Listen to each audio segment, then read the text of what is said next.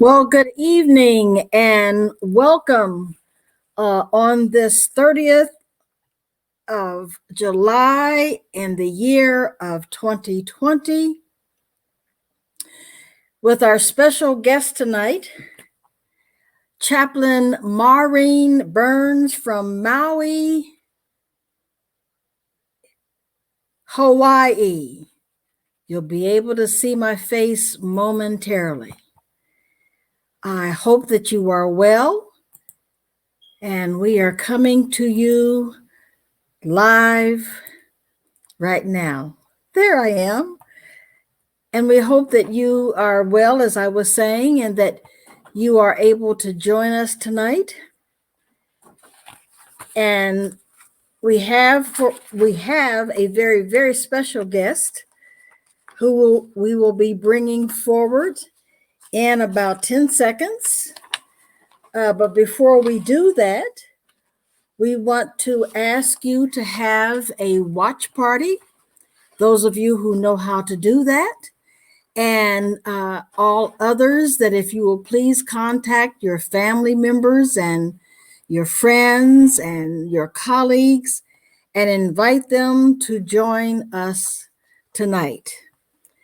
Our guest is Chaplain Maureen Burns, as I said earlier, and she is blessed in a number of different ways.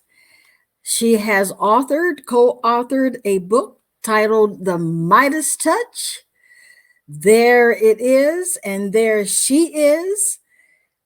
She has worked with the internationally renowned Joe Vitale to produce this book. It's about 200 pages, and it is a fascinating book. And we'll be giving you an overview of that book tonight, as well as an overview of her life and how she has come to this pass. Welcome, Chaplain Maureen Burns. It is good to be with you again. The last time we were together was at the Fellowship of Affirming Ministries convocation last year, where our Bishop Yvette A. Flunder, founder of the Fellowship of Affirming Ministries, and our prelate, elevated you to the office of chaplain in front of the bishops, in front of the bishop-elects, and in front of the 300 or 400 or 500 people who were there to see you elevated. And I am so happy for you. I am so proud of you. I think that this was something you have wanted to do, wanted to be for a long time. Tell us about that journey of wanting to become a chaplain. 40 years in the desert. 40 years in the desert. Yes. I went into the military in 1979. And as you know, I had a very tragic incident happen. I'll get back to that later. But it caused me to have a spiritual awakening. And so I changed my MOS, which was being a drill sergeant. I changed it to being a chaplain's assistant in 1980. Let's tell the civilians what an MOS is. Military occupational skill. Sorry. Very good. And so I changed to chaplain's assistant in 1980. And here we are in 2020. And I've just become a chaplain in 2019. So 40 years. You know, I thought you were kidding, but you're right.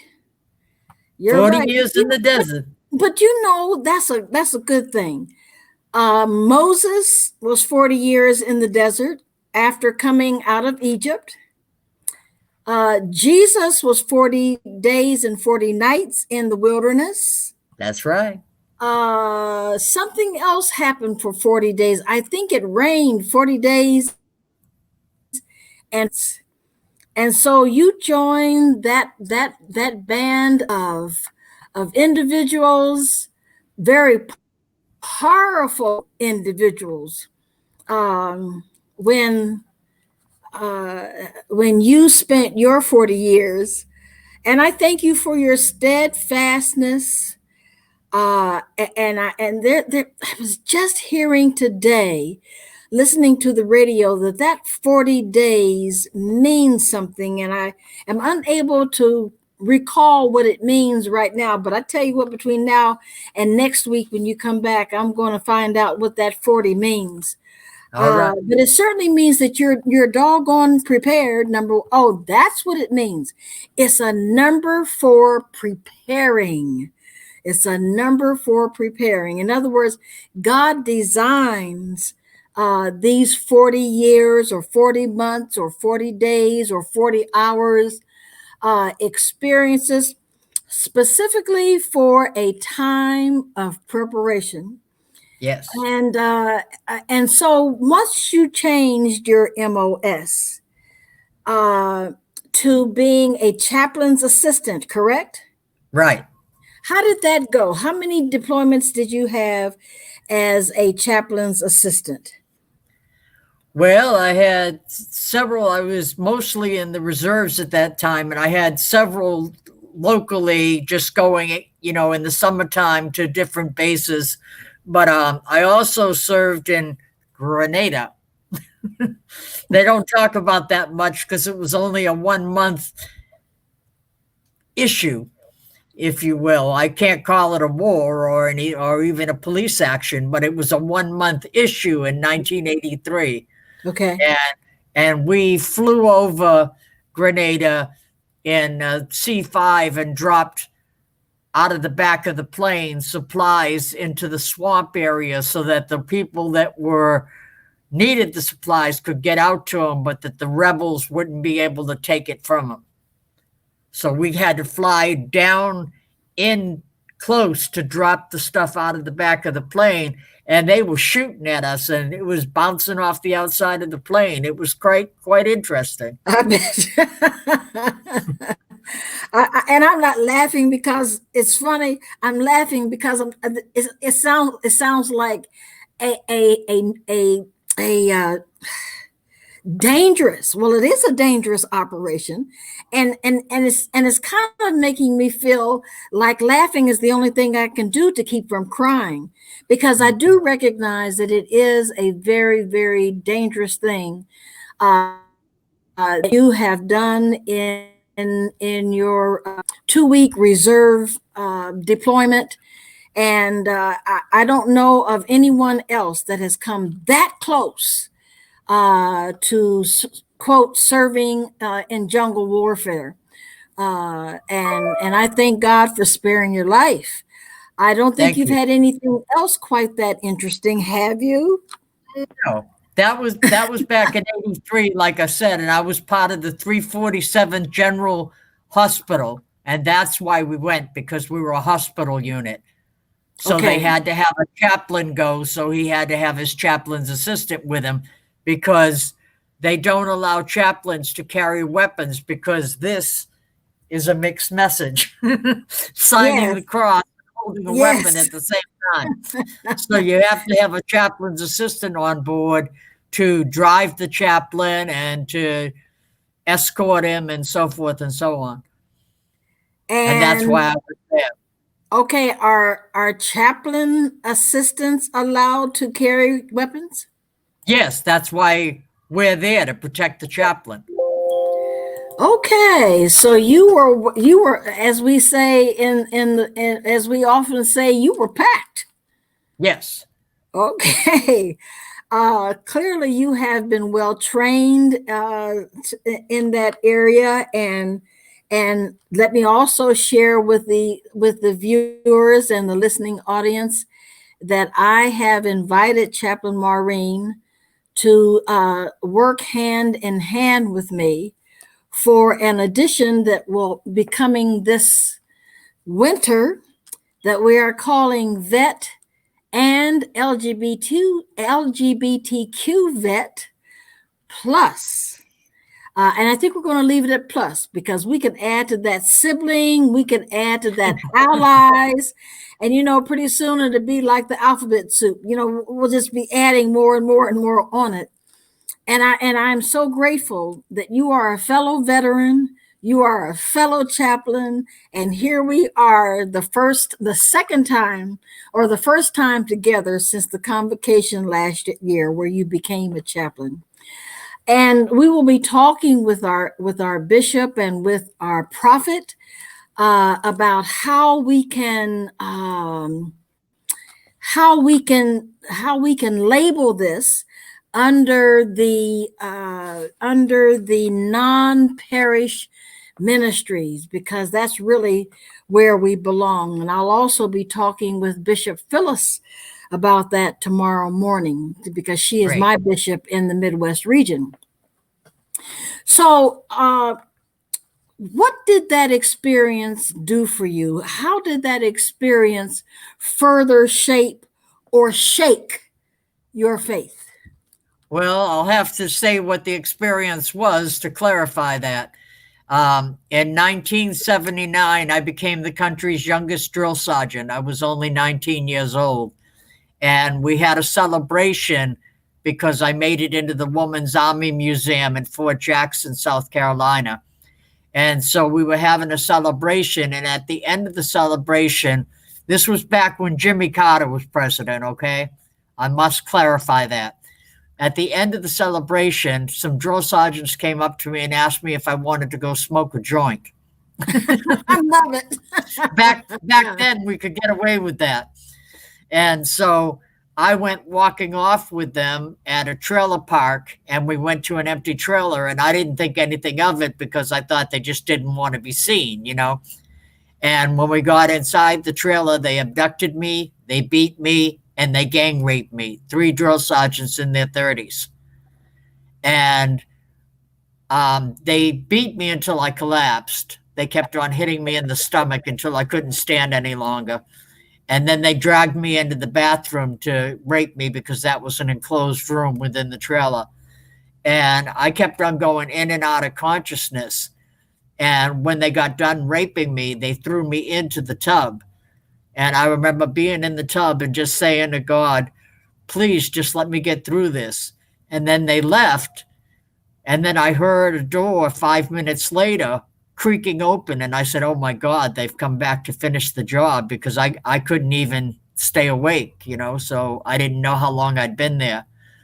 And all of a sudden the door opened and a flashlight's in my eyes and I can't see. And it's a sheriff saying, oh my God, calm down, man. We'll take care of this. You're going to be all right.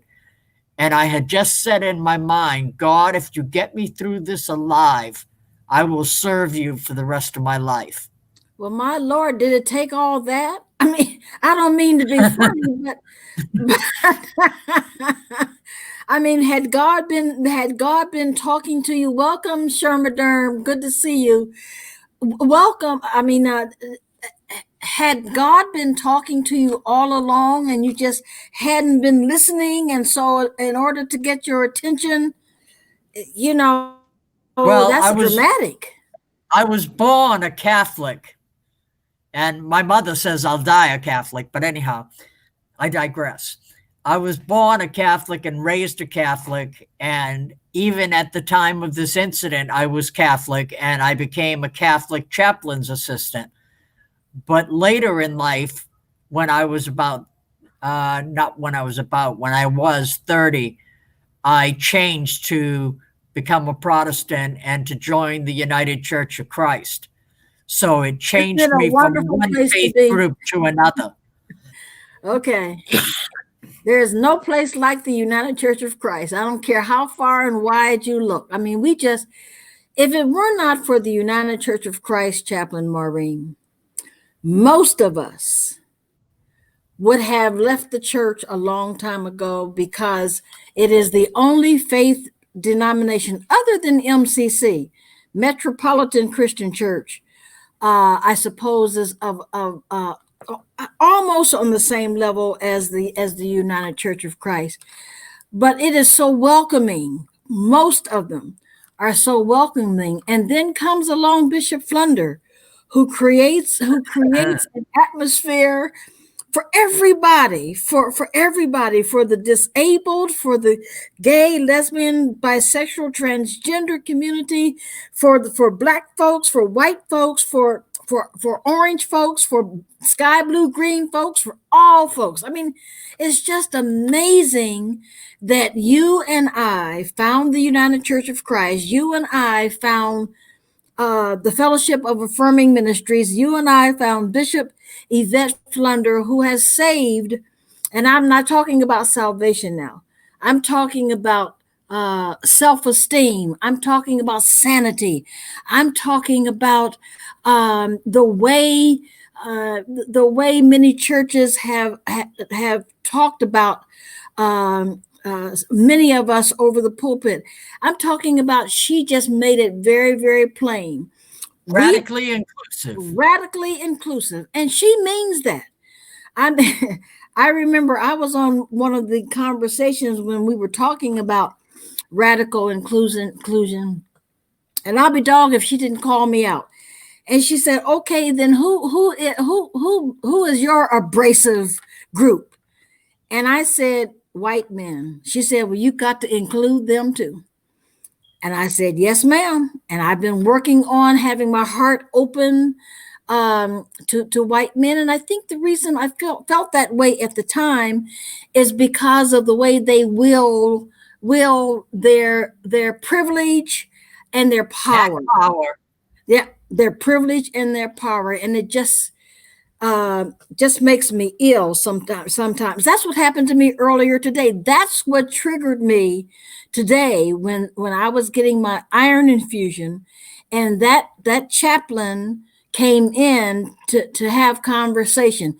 It just made me ill. It just set me back because I knew he was using his white privilege and his power actually to annoy me, because when he asked me a question, I would answer it, but I wouldn't elaborate because I really didn't want to be bothered with him. But that notwithstanding, let's get back to this white sheriff that came in. Now were the sergeants that raped you also white? No, 3 different nationalities, 1 black, 1 Latino, and 1 white. It was the one that was white that was the worst. So he's the one that did most of the beating. Okay. Did they have something other than you were the first, other and the youngest, and probably the best? I was a dyke. Oh, they were going to show me a lesson. They were going to teach me how to act like a woman. Oh, okay. That's what it was all about. They didn't like that I was a lesbian. I'm surprised they knew it.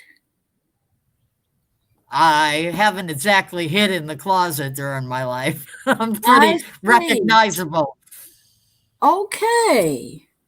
Wow, that's that. What made you feel so safe? I didn't. I was just being me, but it was obvious because I was a drill sergeant, so I was real out in that role, and everybody just assumed I was lesbian. But nothing was said because you weren't supposed to talk about it back then. Right, at that time. Now, is this Army or Marines? Army. Well, just about as bad. And when I say as bad, I mean that it seems to me that the preparation for serving is much harder in the Marines and in the Army than it is in the Navy and in the Air Force and there's a third one. I can speak to that, and the Coast Guard. And the Coast Guard. I can speak to that because I've served in both the Army as well as the Air Force Reserves. Okay. And my training that I went through with the Air Force, when you go in for your 8 weeks to change branches, was a joke. It was a joke. Okay. They like PT in the morning in the Army, they'd get you up at 4:00 in the morning and have you running 2 miles and doing push-ups and sit-ups. In the Air Force, we didn't get up until 7, 8 o'clock in the morning. And then we went and had breakfast. We didn't do PT right away. And your PT test was a 1 mile run and you had like 15 minutes to do it in. It was a joke. I Oh, could that's have walked. terrible. That's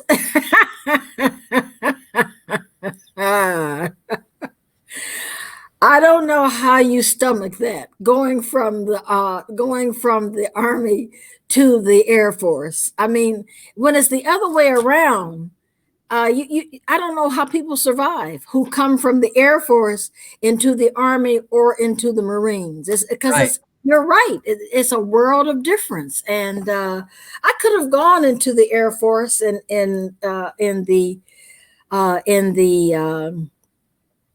80s. And because I went into the Navy for the uniform. I'm gonna be honest with you. I liked the uniform. And even though I was an O2, which was a lieutenant at that time, Lieutenant JG, Lieutenant Junior, this man, pastor, UCC pastor, offered me an O4. He was going to skip over 2.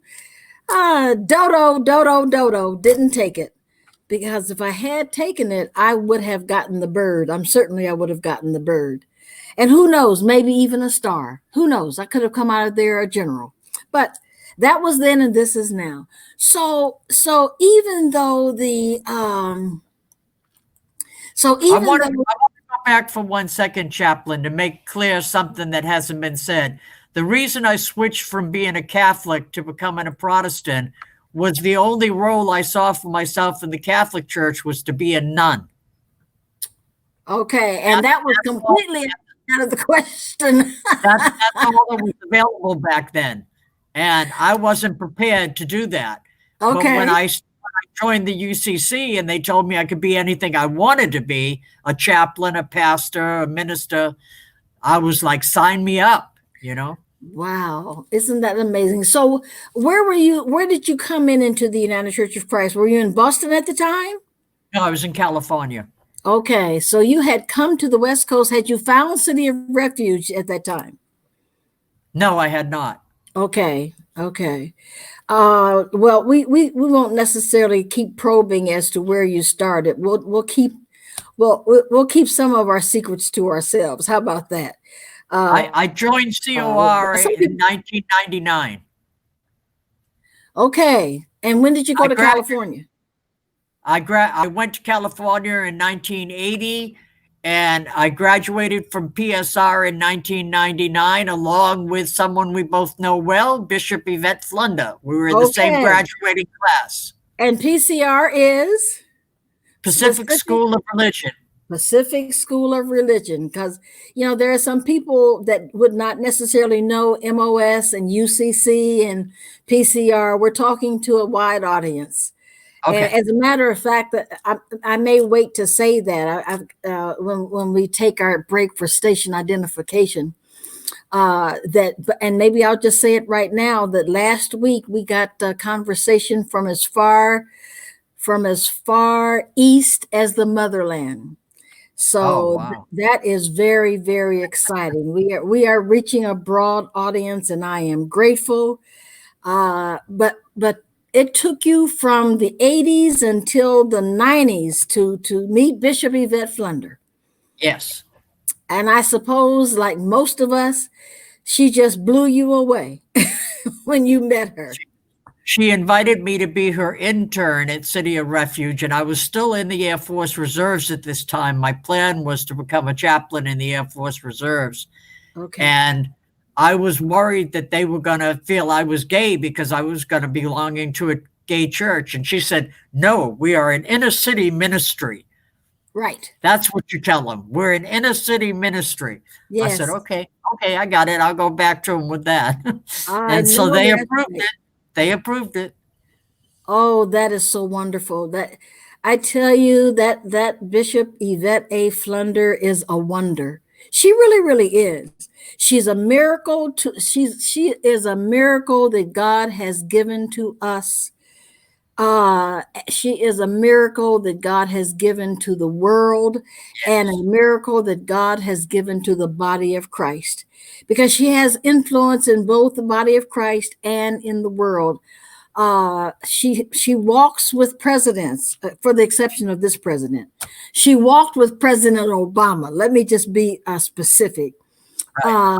She has the ear of emperors and queens, and yet you would not know that to have a No, conversation because with she's her. humble and she has Very, integrity.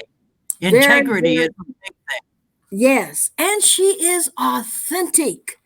You just don't meet that many people that takes their call to Christ that seriously.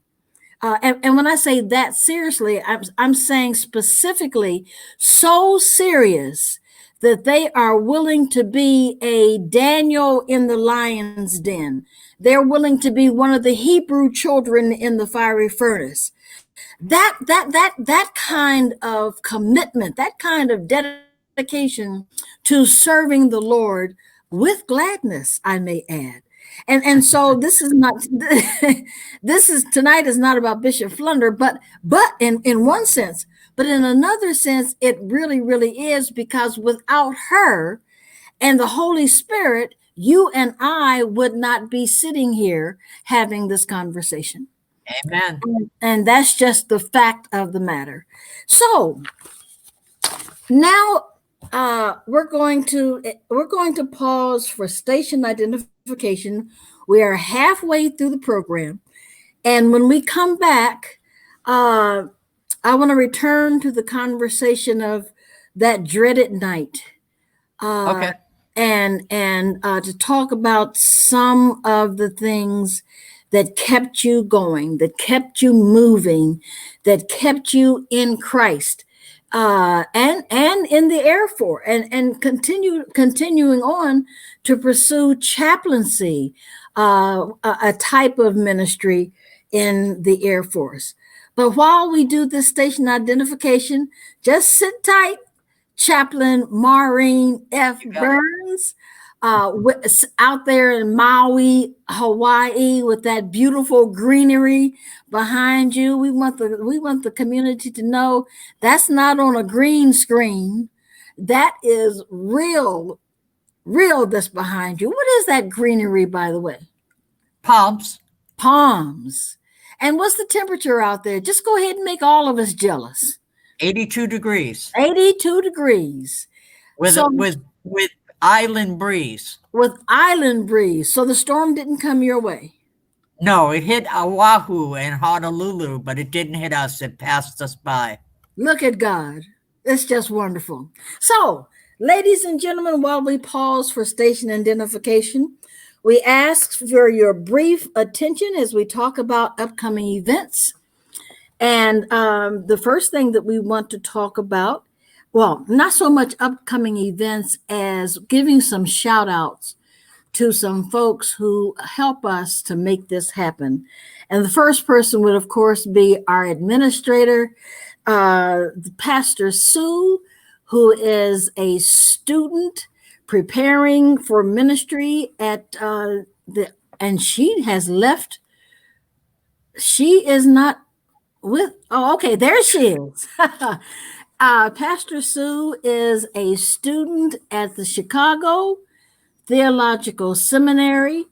She is the administrator of Triumphant Thursdays with Chaplain PJ. So all of this beautiful work that you see she is doing. If you have a program that you would like to live stream, if you have a website you would like to have developed, if you have a book that you would like to have proofread, this wonderful woman of God is the one to touch. She's going to put up her advertisement to show you some of her programs. Pastor Sue, we are ready.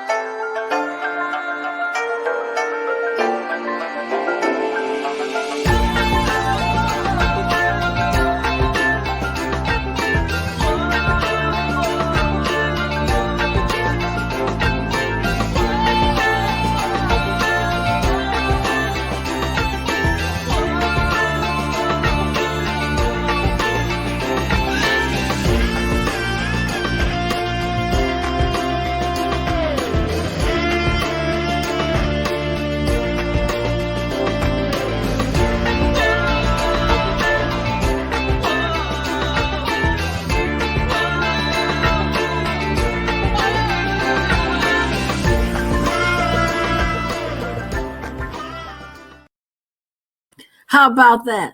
Now that is Kyra Biz Solutions. If you'll put your website up, we'll wrap that off. I'm telling you, we're not going to give you another vacation because you don't know how to act when you're on vacation. I can see that right now.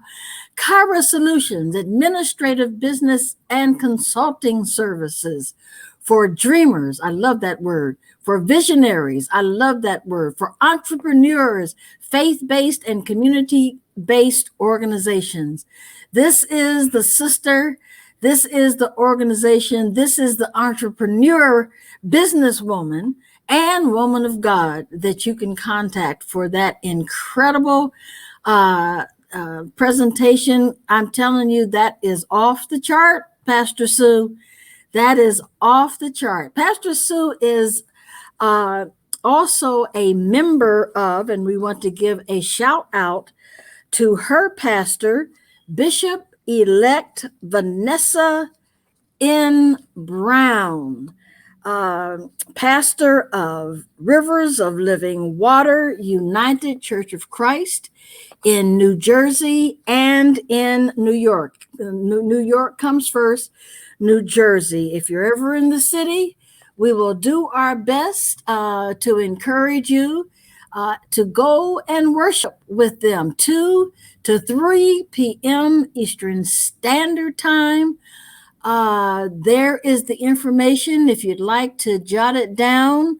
There is the website, https://zmurl.com/Rivers United Church of Christ. And here is the staff. Here is the staff. Bishop-elect Vanessa M. Brown, D-Min, senior pastor, with the shepherd's table. I love that topic, the shepherd's table. And all of these individuals work with the Honorable Bishop-elect Vanessa N. Brown. We also want to give a shout out to her partner and our prophet and First Lady-elect, Prophet Tawana Goss. She has her program every week, Thursdays at 2 p.m., and you are more than welcome to spend some time with her every Thursdays at 2 p.m. We also want to put up there a shout out for the City of Refuge, where our bishop is the founding pastor, and the Fellowship of Affirming Ministries prelate. And last but not least, we're certainly going to put a shout out for Space for Grace Without Walls, co-founded with Chaplain PJ Banks Anderson and the late Oliver W. Martin III. And so I think that is the highlight of our announcement until we return near the end of the show, the end of the broadcast. So now we're going to come back to Chaplain Maureen. Chaplain Maureen F. Burns. What does the F stand for? Francis. Francis, Maureen Francis. Do you know? But let me tell you a little story about that. When I was a drill sergeant, I had my shirts read M.F. Burns, and then I'd go out and say, who's going to be the first one to ask what it means?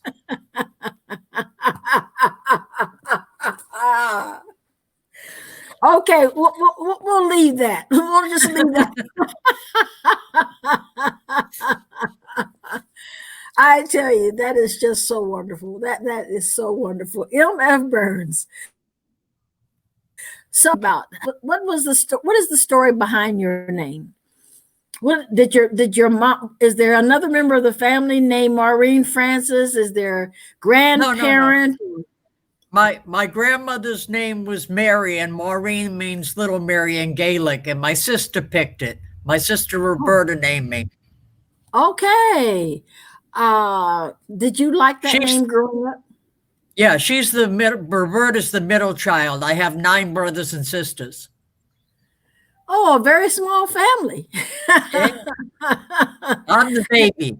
And you're the baby. I'm the baby. Okay. So did they all of them treat you like you were the baby, or did some of them They give you still do. I love it. That is absolutely wonderful. So how did you heal? What was the healing process? How did you manage to stay on the road to recovering? And then we're going to spend a few minutes talking about the book that you co-authored.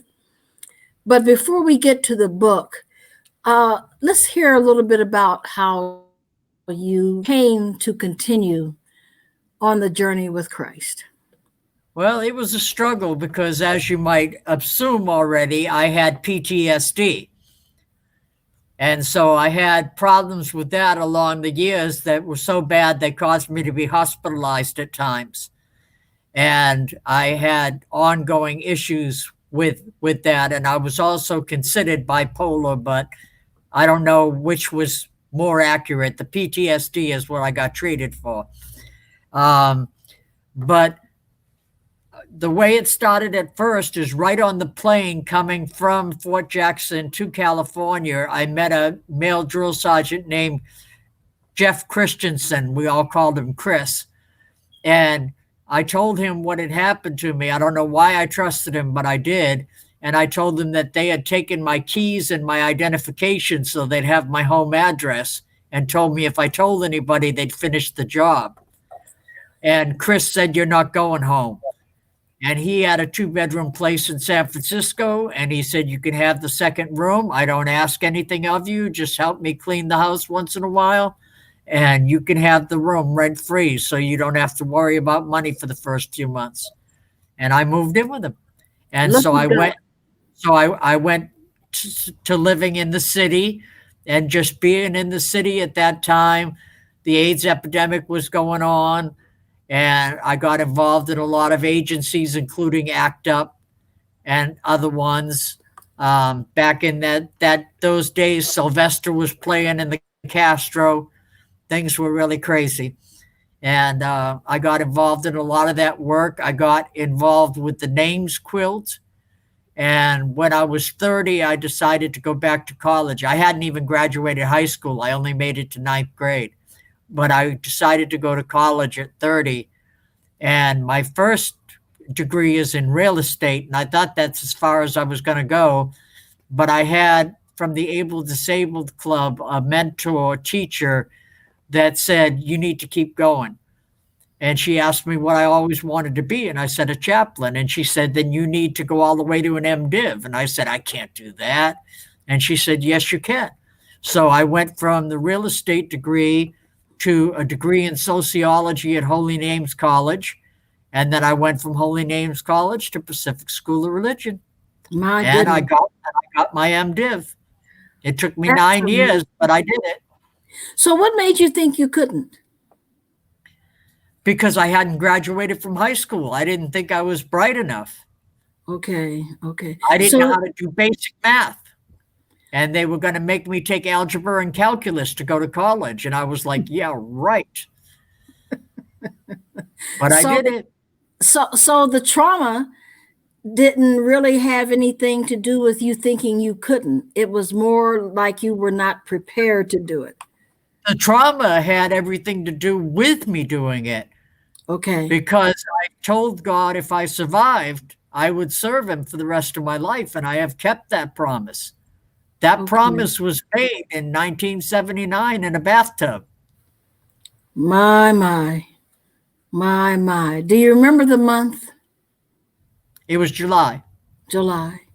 And the reason I asked, because it was in 1979 that I made a commitment to God. It was in February. Actually, it was February the 24th of 1979. Not because I had been raped, but recovered from that experience. That night, it was a Saturday night, and I was at a party, and we were drinking and Other things. smoking and a whole lot of things. And somebody put the clip on, Dionne Warwick's clip all the time. And I'm telling you, the Holy Spirit entered the room. and said to me, it's time. You've been out here long enough. It's time. Come home. And it was the party was at my home. I don't know where I got the courage to do it, but I said, I want all of you out of my house right now. Tomorrow morning, I am going to church and I am giving my life to the Lord. If you want to see me, that's where you'll find me. And I never looked back. Now it took me many years after that to get the desire to party and to get the desire to drink and to get the desire to smoke and to get all that out of my system. You know, I wasn't one of those instantly saved persons. I've been saved over time. But I thank God. I thank God for those critical moments. Is what is one of the chapters in your book. Critical moments. It was a critical moment when Kairos, when God just came into human history and found me, and I've never been the same. And I am one happy born again. I don't speak in tongues like the bishop, but I certainly am born again. I tell you that. And Amen. I don't dance like the bishop, but I am no less born again and love talking about the Lord. Every opportunity that I get. I even talked to the priest that came to see me about the Lord. I said, speaking of white power, that's what Paul is all about. White power. Don't get it twisted. You know, he wasn't a Jew. He was a Jew, but he was a Roman. And he just took most of the New Testament. And I rarely hear a sermon from Matthew, Mark, Luke, and John. What you got to say about that, Mr. Priest? I didn't add that last part, but I did let him know that we so busy trying to please Paul that we seem to lose the reality that it's Jesus that died for us, and Jesus is the good news. But anyway, we won't get started on that. But I do thank you for reminding me. Hello, Karen Lord Nixon. You know that name, Chaplain Mo? I sure do. Hello, Karen. She sends her love and to both of us, and you're so welcome. So glad that you're here. We've been having a great time, as you probably can tell. But I am so happy to hear that you kept that promise. But I still want to know if you feel that the Lord had been talking to you all along. Yes, I do. And you had been kind of, poo-pooing the Lord. Yes, I'm going to get there. Give me a minute. I got to do this. I got to do that. And many of us go through that. As soon as I get my life cleaned up. I got in trouble as a child because I asked them why there weren't altar girls. And I got in trouble for that. Okay, so I wanted to be an altar boy, and they told me I couldn't be an altar boy. I said, no, of course I can. I'm a girl. I want to be an altar girl. So you've been causing trouble for the Lord a long time. Yes, ma'am. What the late Congressman John Lewis calls good trouble. Good trouble. Well, let's slip into a few minutes of talking about the Midas touch. Okay. Here's the cover of the book, The Midas Touch, and we invite you to go to Amazon.com. And thank you, Brother Harry Kincaid. He says, I'm looking well and sounding even better. Oh, baby, bless you. Thank you so very much. But this is and I'll be in touch. I do look at many of the things that you send me. So, and also you, Sherma Derm, you really shocked me when you sent me that message a couple of weeks ago. But this is the copy of the Midas Touch. And you can get it at Amazon.com. I don't remember what I paid for it. And it will come to you in a couple of days. Let me tell you, it is an incredible group of writers. They say on the front of the book that they're the world's leading experts, reveal their top secrets to winning big in business and in life. And we're going to do just a brief overview. We're going to give you the table of contents. The book is 210 pages long. And we get The Secret Few Know from Dr. Joe Vitale. Tell us a little bit about Dr. Joe Vitale. I know he's all over the world. He does coaching. Is that correct? Amongst other things. He's written over 50 books.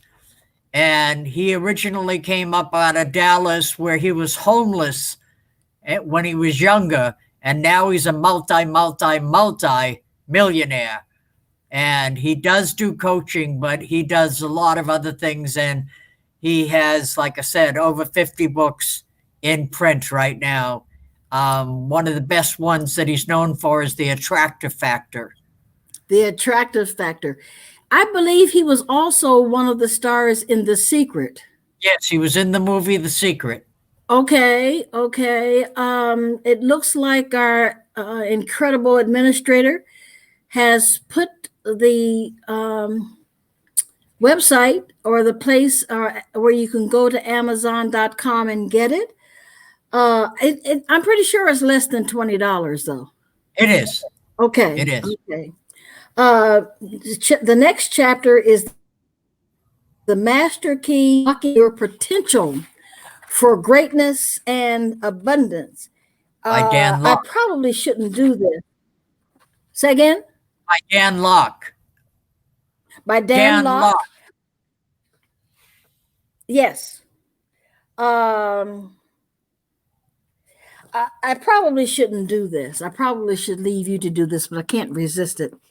I underlined the stuff in all of the chapters. And the thing that stood out in my mind in Dr.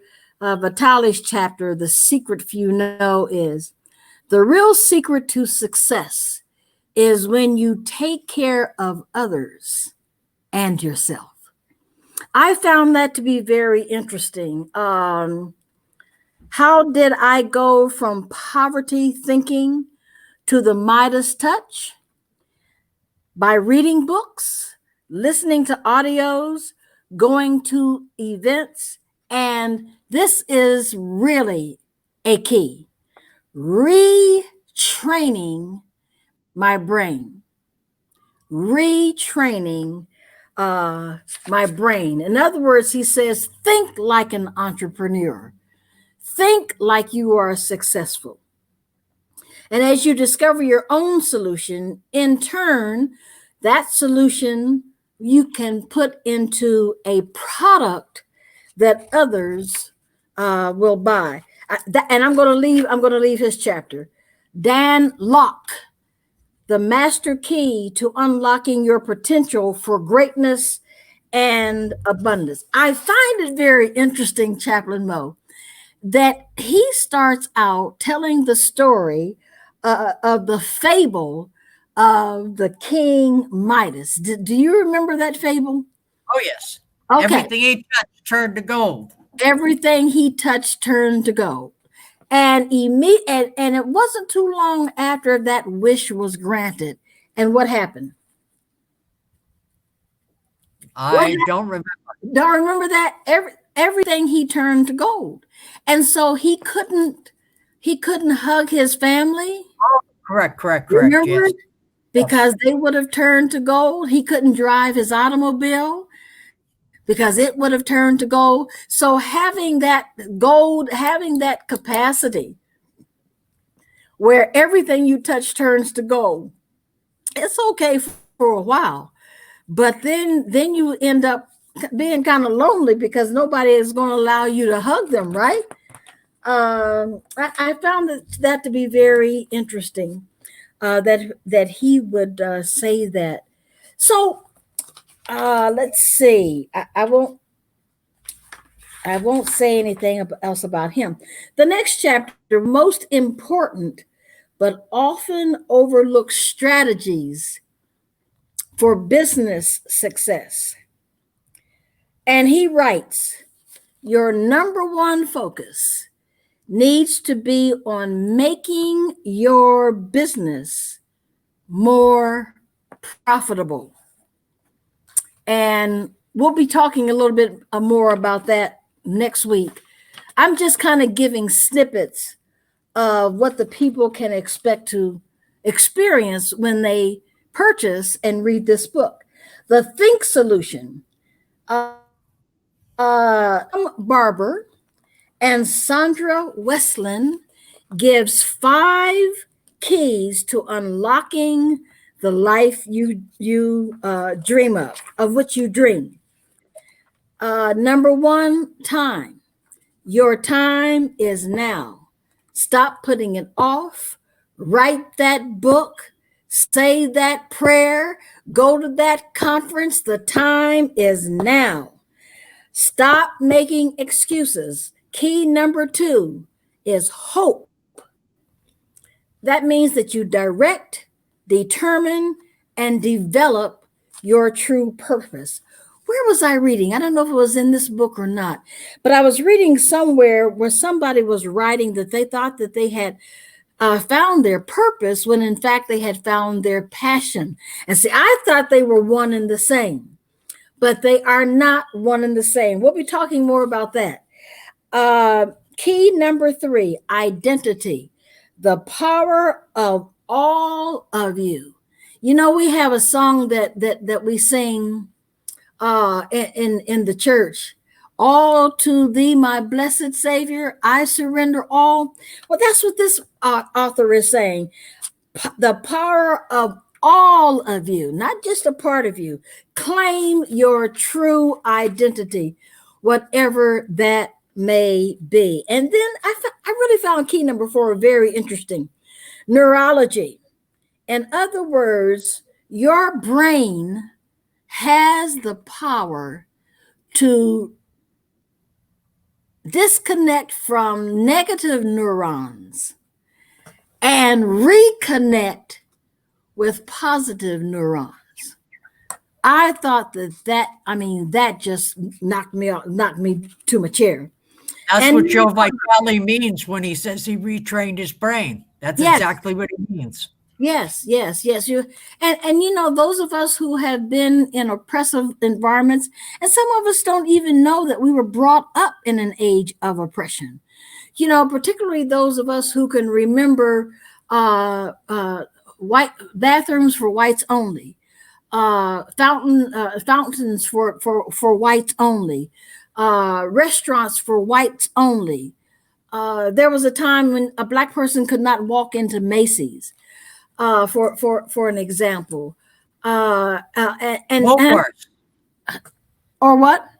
Woolworths. The store Woolworths. Oh yeah, I forgot about Woolworths. That we couldn't walk into many of these places because of the color of our skin, and we bury that. And so a redirection of our neurons really needs to take place. And number 5 is knowing. Celebrate what can never now be unknown. Same thing as we often hear ourselves talk about, you cannot unring the bell. And we're going to have to stop there because we are at the end of the show. And you know what? Chaplain Maureen, we'll be back as the Lord wills next week. And if necessary, and we're going to be back the following week. We've already stretched this out to 3 weeks because I suspected that this would happen, that we'd be so talking about this wonderful work that you have done and the wonderful work that the Lord has done in you. So we will extend it, of course, those next 2 weeks. And if necessary, we will extend it until we have done as much as we need to do for people to get an idea of the many ways in which they can add to their success. Because everything that those who are listening has done so far is successful. And even if there were a few failures along the way, they really teach better lessons than success. Would you agree with that, Chaplain? Yes, I would. You have to give to get. Yes, yes, indeed. And so, until next week, let me share with you, the listening audience and the viewer audience, great big thank you, a huge thank you for being with us tonight. Again, we thank our administrator, Pastor Sue. We want to ask you a few things to do on all of our behalf. That you join a local NAACP branch. If you live in Lansing, you are certainly welcome to join the Lansing NAACP branch. Number 2, please get educated about the November election, register, and vote. It's too late in Michigan to request an absentee ballot, at least for the primaries. But if you would please find out in your local community if you plan to be out of the city, your city, on the 3rd of November, to find out if you can have an absentee ballot. I understand now that you no longer need an excuse or a reason, just request one. Number 3, when you pray, please remember to pray for yourself and your family, especially your church family and your leadership. Pray for Triumphant Thursdays with Chaplain PJ. Please pray for Space for Grace Without Walls United Church of Christ. I want to thank those of you who for showing financial support last week. That too was a surprise, a pleasant surprise. Last week, as I said, viewers as far east as the motherland and as far west as Maui. Praise God, we are reaching hundreds of viewers a week. A financial gift from your heart and resources would greatly assist the ministry. If you would please go to $Space for Grace MI.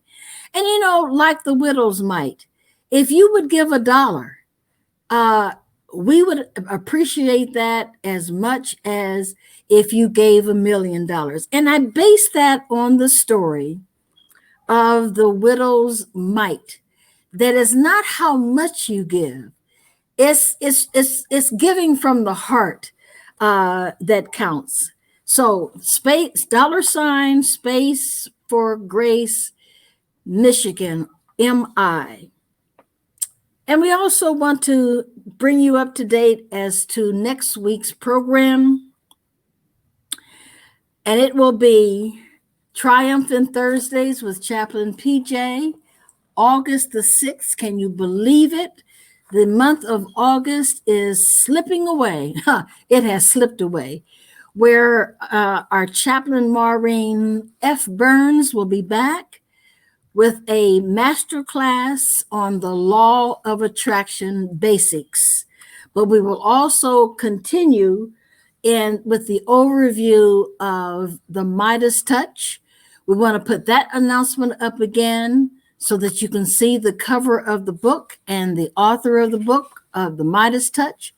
And hopefully you will have your book by next week and you will review your book by next week so that we can make it a tremendous discussion.